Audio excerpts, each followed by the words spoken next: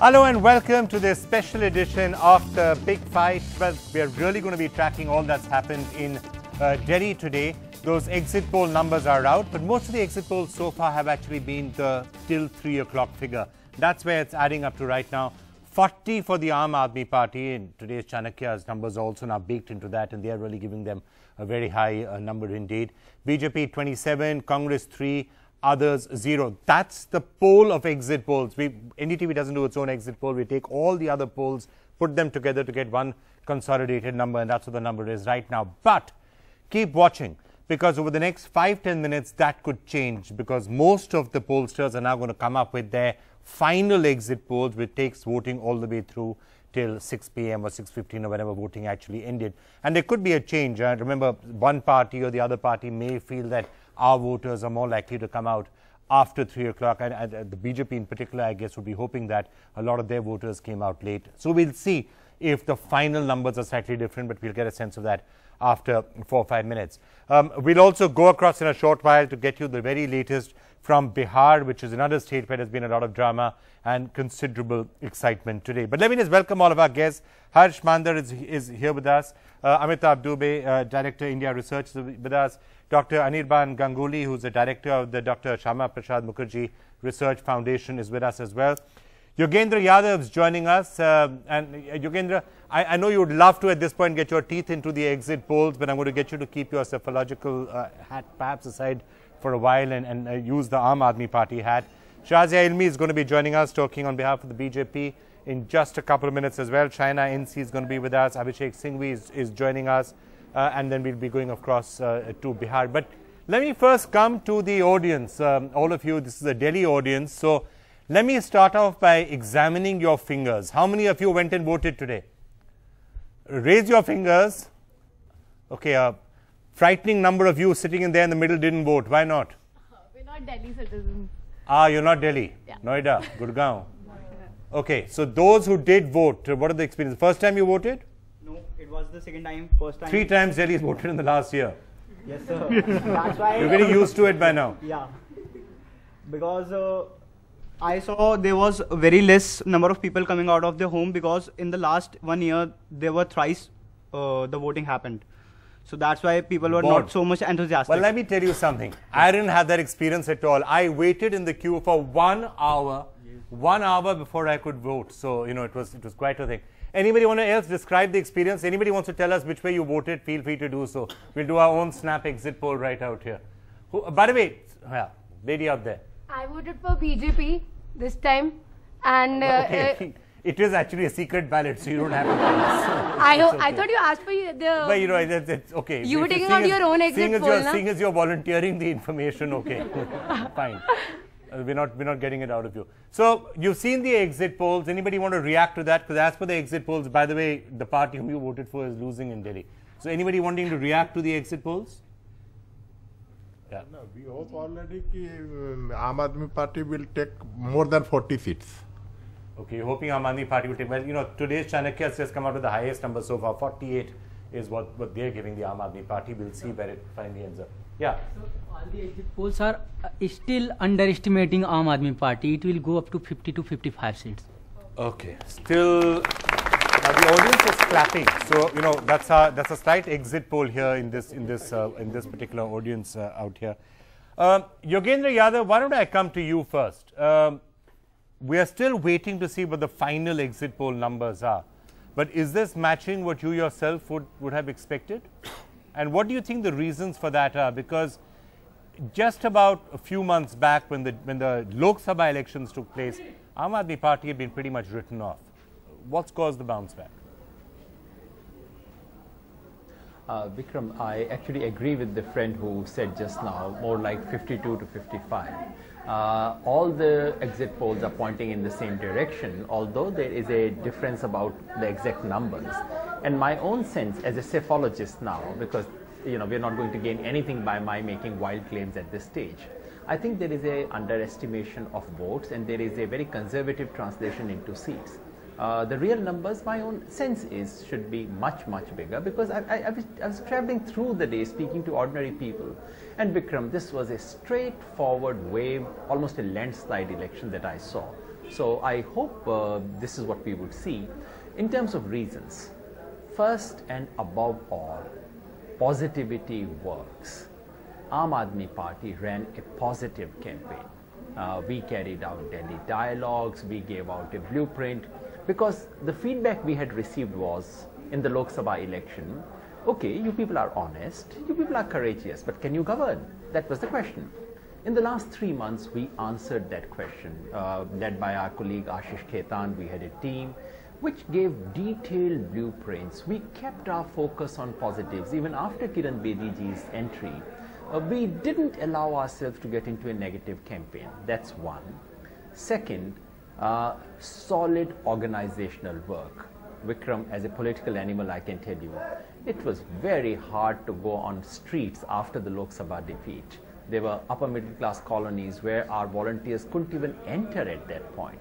Right. And I think thanks to Arvind, Ashutosh and the entire team, we created organization. BJP has a famous organization. We don't know if we've matched that, but we worked very, very hard to create that organization. All right, Yogendra, and so third let and me... finally, I must send a bouquet to BJP. BJP local leadership did the rest for us.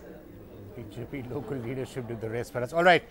Shaina NC, let me get you in on that. And I just want to take off from what Yogendra Yadav was saying. And I just want to remind everyone as to what happened in the 2014 Lok Sabha elections. If you break it up by Vidhan Sabha constituencies, this is what actually happened. And they're just 7 months ago. If you look at the Vidhan Sabha, if you look at the Delhi Lok Sabha elections broken up by Vidhan Sabha seats, the BJP actually had won 60 of those assembly segments. 60 assembly segments. Aam Aadmi Party got only 10. And that was the number just a few months ago in the Lok Sabha election. So what's changed around from then? And Shaina, I guess the question that arises from that is, was there a big strategic mistake that the BJP made?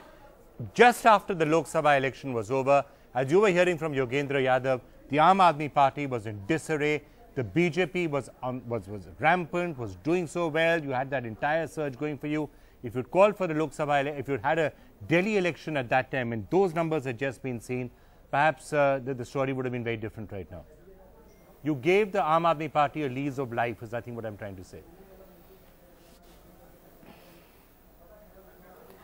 I don't really agree, because I believe that our performance has been so incredible in these 9 months that the people of Delhi realized that here there was a government in the AAP and Congress which were given an opportunity, responsibility, and they chose to run away from the opportunity.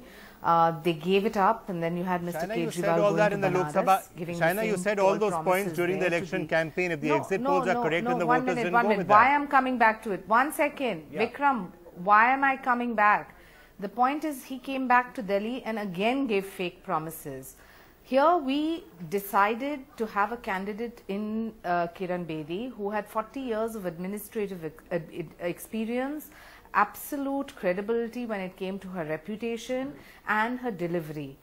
I think that the basic point that we're trying to make is that the BJP has a 35-point vision plan which is governed on transparency, and contrary to opinion polls, exit polls, you had lots of exit polls that had not given us the unprecedented victory that we had in 2014, and it seems to be pretty much the same this time round too, because please realize that post 2 o'clock the voters that came out in large numbers are predominantly BJP voters, and the percentage so we will update the numbers. Low, so I would not go entirely by your exit poll. They're not our exit polls, by the way. NDTV hasn't done an exit poll. Just to be clear, this is the poll of all the other exit polls that have actually been done. NDTV didn't do an exit poll. But Shaina, just press the pause button for a sec, because I just also wanted to get, while you're with us, a reaction to whatever's happened in Bihar. Because while we are waiting for all those exit poll numbers to be updated, today's Chanakya number is actually updated till 5 o'clock and it's still showing the Aam Aadmi Party doing exceptionally well. Let's just go across to Bihar, which on a rather dramatic day. And Pawan Verma is joining us, who's a MP Rajya Sabha at the JDU. Pawan, just give us a quick sense before I come back to Delhi as to what is actually happening in Bihar. You've got some drama there, Nitish Kumar coming back in, Mr. Manji recommending the dissolution of the assembly. Is the JDU heading for a split, as some people say? Well, what exactly is happening? What's the latest you can tell us?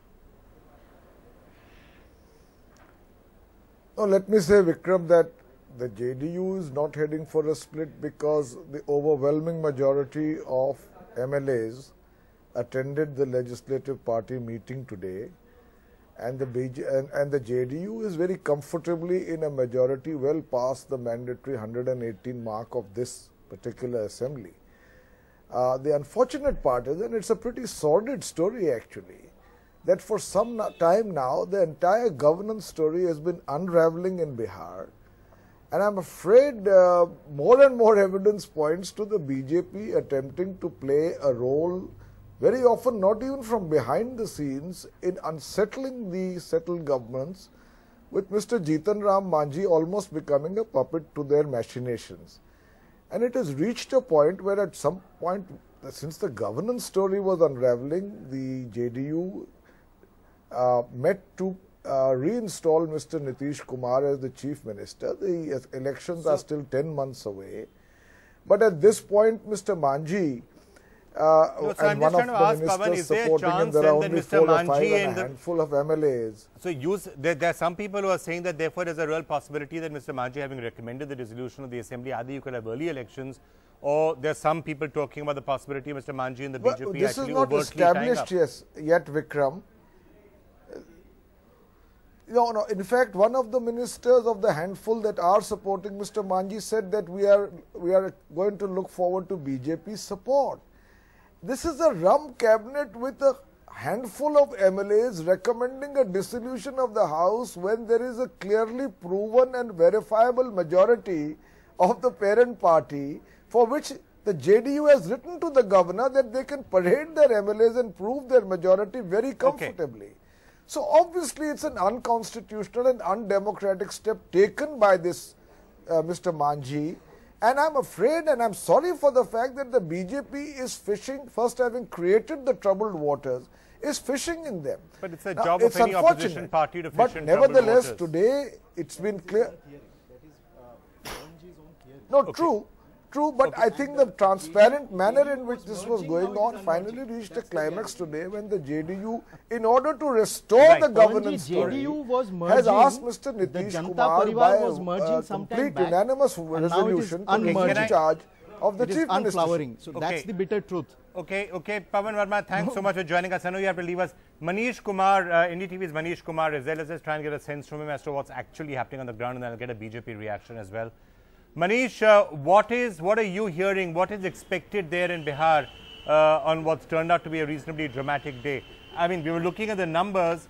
Even if it's a rump, actually all you need is 30-35 JDU MLAs who can then get together with the BJP to form a government should they want to.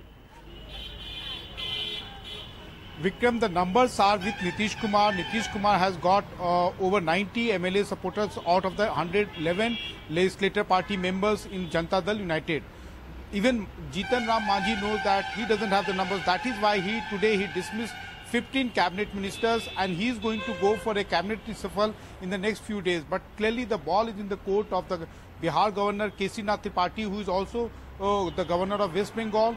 He will have to take a call that whether he invites Nitish Kumar, who has been elected as the new leader of the Janata Dal Legislative Party, or continue with Jitan Ram Manjhi as caretaker, or go for the dissolution of the assembly, because Jitan Ram Manjhi in the next few days, if he realizes, if he is told by BJP, because he has left for Delhi, he is going to seek the formal support from the BJP. If BJP leaders, they are clear about one fact, that Manjhi doesn't have the numbers and he cannot prove his majority on its own with the support of BJP. So they will clearly, they are going to tell him that let's go for the dissolution of the House.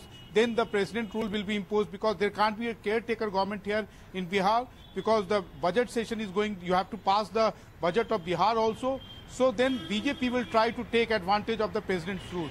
So the options are limited, and clearly the governor of Bihar will have to take some kind of decision in the next few days, because Janata Dal United is going to hit the road from tomorrow, that it's BJP and the governor in connivance with Jitan Ram Manjhi, who is not allowing the formation of a democratic government, and they are not inviting Nitish Kumar.